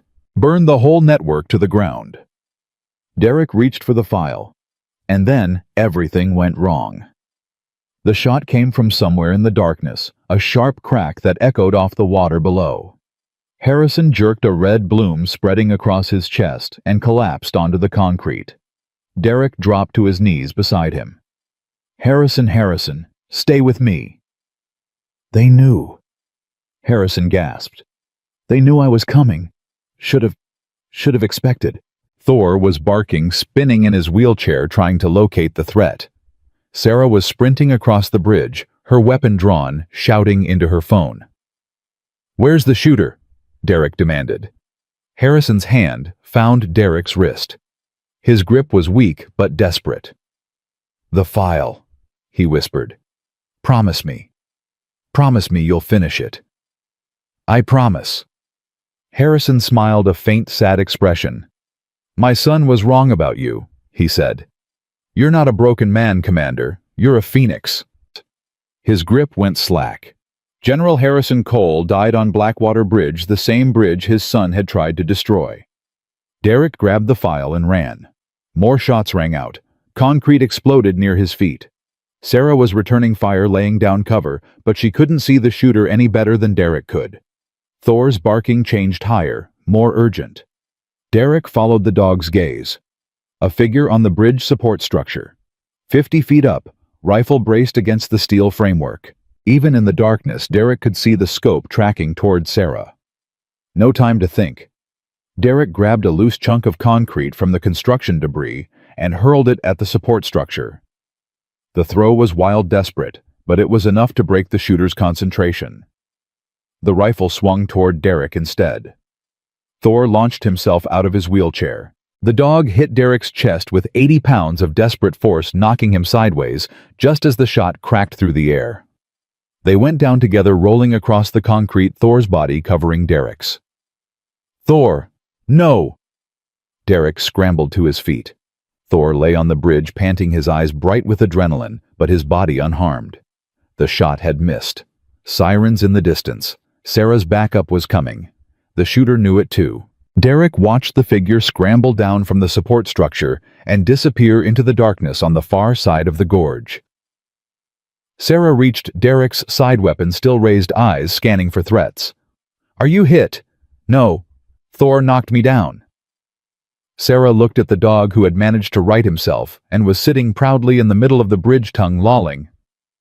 That dog, she said, is absolutely insane. That dog, Derek replied, is absolutely perfect. The next few hours were chaos. FBI agents swarmed the bridge. Harrison Cole's body was photographed, documented, removed. The file was taken into evidence, analyzed, verified. And then the arrests began. Derek watched the news coverage from Sarah's apartment, Thor sleeping beside him on the couch. Senator Morrison, Deputy Secretary Williams. 3 Pentagon officials, 2 state governors. The network Harrison had documented was vast, tangled, and absolutely damning. They're calling it the biggest corruption scandal in 30 years, Sarah said, handing Derek a cup of coffee. Does it matter?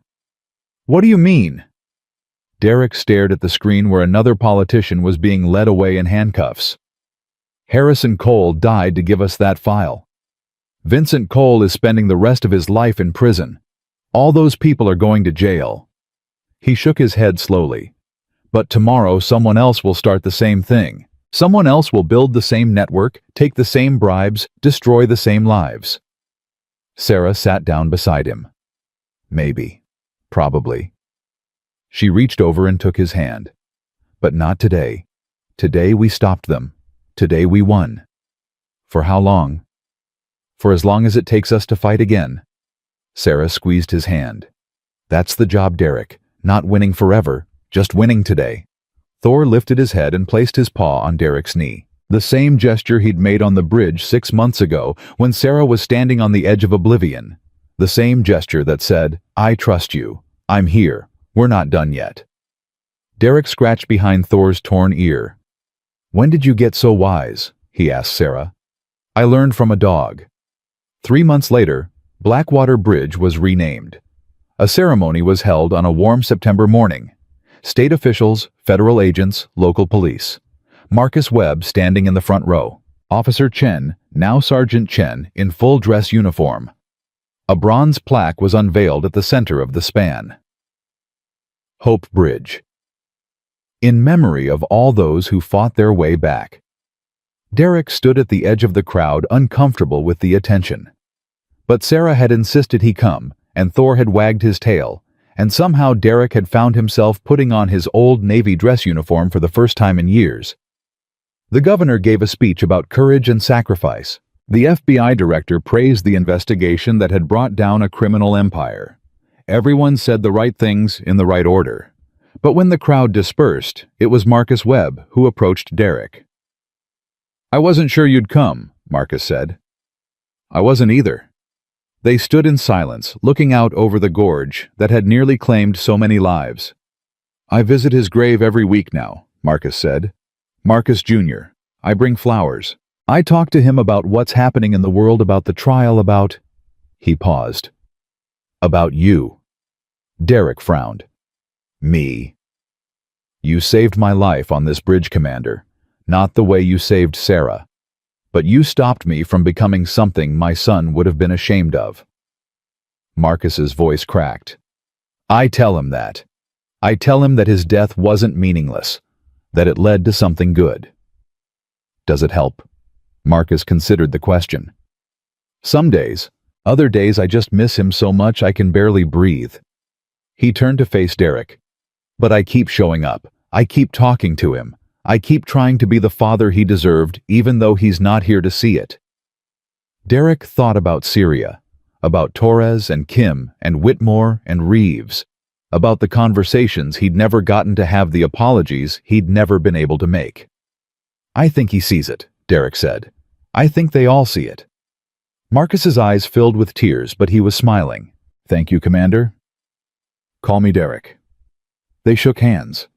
And somewhere in the distance a German shepherd barked once, not in warning, not in alarm, but in something that sounded almost like approval. The last person to approach Derek that day was someone he didn't expect. Patricia Chen, the federal prosecutor who had put Vincent Cole away, found him sitting on a bench near the bridge's edge, Thor's wheelchair parked beside him. "Commander Sullivan, may I—" Derek gestured to the empty space beside him. Patricia sat down, smoothing her skirt with hands that showed the first signs of age. "I've been doing this job for 25 years, she said. "I've prosecuted terrorists and murderers and corrupt officials. I've sent people to death row. I've watched families destroyed and rebuilt and destroyed again." Derek said nothing. "But I've never seen anything like what you did." Patricia looked at him directly. "You walked onto that bridge knowing it could kill you. You testified knowing your past would be weaponized against you. You took a file from a dying man and used it to burn down an empire of corruption." "I had help." "Yes, you did." Patricia's eyes moved to Thor. "Quite remarkable help." Thor's tail wagged. "Why are you telling me this?" Derek asked. Patricia was quiet for a moment. "Because I'm retiring. 25 years is enough. And I wanted to thank you before I go." "Thank me. You reminded me why I started doing this job in the first place, not for the convictions, not for the victories. Patricia stood brushing off her skirt. For the hope. For the belief that broken things can be fixed and broken people can be saved. She extended her hand. Derek shook it. Good luck, Commander. Whatever you do next, I have a feeling it will be extraordinary. She walked away. Derek sat on the bench as the sun began to set, painting the sky in shades of orange and gold. Thor pressed against his leg, warm and solid and present.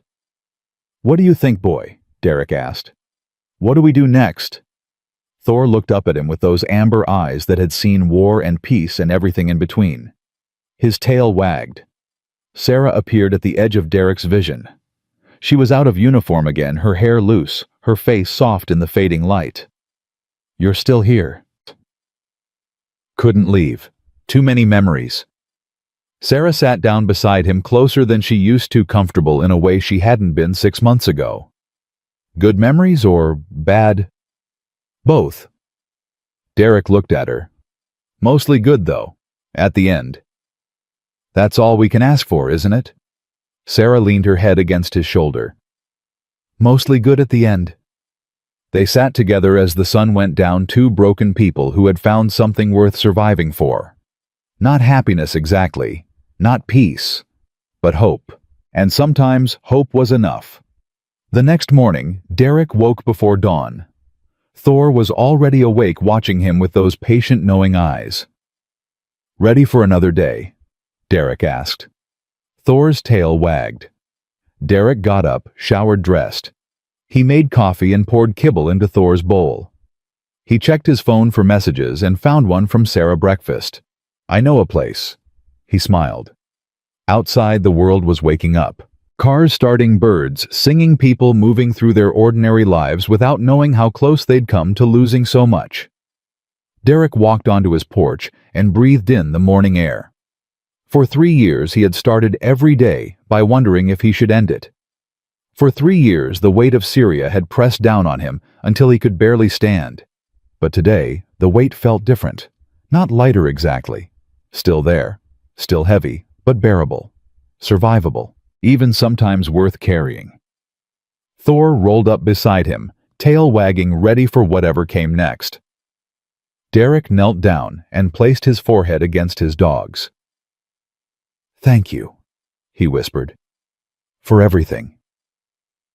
Thor licked his face. And Derek Sullivan laughed, really laughed for the first time in years. Somewhere across town, Sarah Mitchell pinned her badge to her chest and looked in the mirror. The woman looking back was not the same woman who had stood on Blackwater Bridge 6 months ago. That woman had wanted to disappear. This woman wanted to fight. Somewhere across the country, Marcus Webb placed flowers on his son's grave and told him about the bridge ceremony, about the people he'd met, about the hope he was slowly learning to feel again. And somewhere in Washington, powerful men read the news of their colleagues' arrests and wondered if they would be next. The network Harrison Cole had exposed was burning. The corruption that had nearly killed Sarah Mitchell was collapsing. The world was a little bit cleaner, a little bit safer, a little bit more just than it had been before. Not because of politicians or policies. Because of a veteran who refused to walk away. Because of a cop who refused to give up. Because of a dog who refused to stop loving. Hope Bridge stood in the morning light, its bronze plaque catching the first rays of sun. In memory of all those who fought their way back. Derek Sullivan had fought his way back. Sarah Mitchell had fought her way back. Marcus Webb was still fighting. And Thor, brave, stubborn, magnificent Thor, was still leading the charge. The bridge that had tried to destroy them had become a monument to their survival. The darkness that had tried to swallow them had become the foundation for their light. And the story that had begun with a woman on a ledge and a man who wouldn't walk away had become something larger, something lasting, something true. Not a fairy tale, not a Hollywood ending. Just 3 broken people and a 2-legged dog learning to live again. One day at a time. One breath at a time. One act of courage at a time. And in the end, that was enough. That was more than enough. That was everything.